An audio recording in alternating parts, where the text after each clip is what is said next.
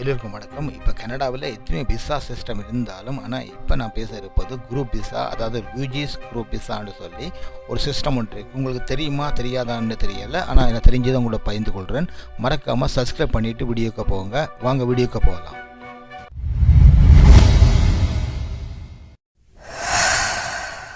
Okay, இப்போ கனடாவில் இந்த குரூப் ஆஃப் 5 என்று சொல்லுவாங்க.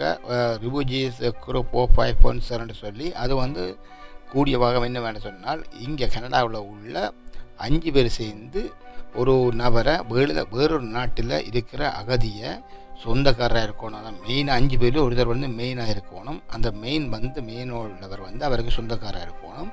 அப்படி இருந்தால் இந்த 5 பேருமா சேர்ந்து அந்த நபரை அகதியாக இருக்கிற ஒரு நபரை வந்து இங்கே கனடாவுக்கு ஸ்பான்சர் பண்ணி கூப்பிடக்கூடிய ஒரு சிஸ்டம் தான் இந்த குரூப் ஸ்பான்சர். இது வந்து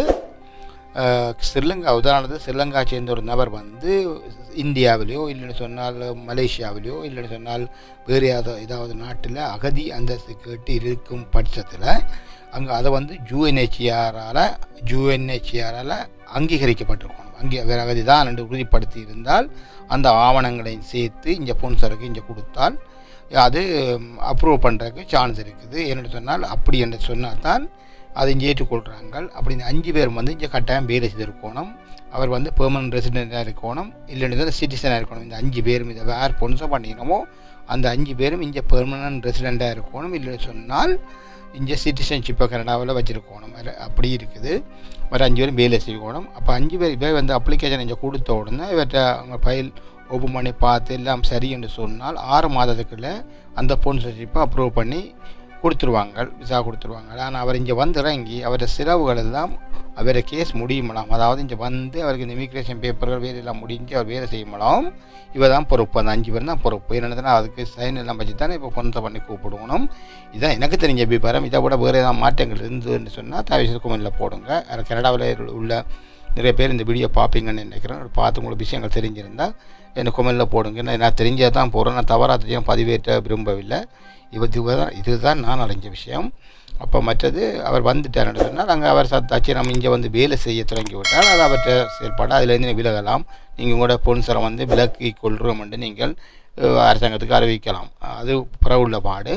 இப்படி சிஸ்டம் இருக்குது. யாராவது தேவைன்னு சொன்னால் உங்களோட உறவினர்கள் யாராவது வேறு நாட்டில் அகதியாக இருந்தால் 5 பேரும் கூட ஒரு மெயின் ஒரு ஆள், மற்ற 5 ஃப்ரெண்ட்ஸோ இல்லாட்டி ஃபேமிலி மெம்பரோ இல்லை அண்ணா அக்கா தம்பி மச்சான் மாமா யாராவது சேர்ந்து ஒருவர் கூப்பிடுவதாக இருந்தால் இந்த சிஸ்டத்தை ட்ரை பண்ணலாம். என்னுடையதுனா இது ஈஸியாக வரலாம், எந்த கெடுபடியும் இருக்காது.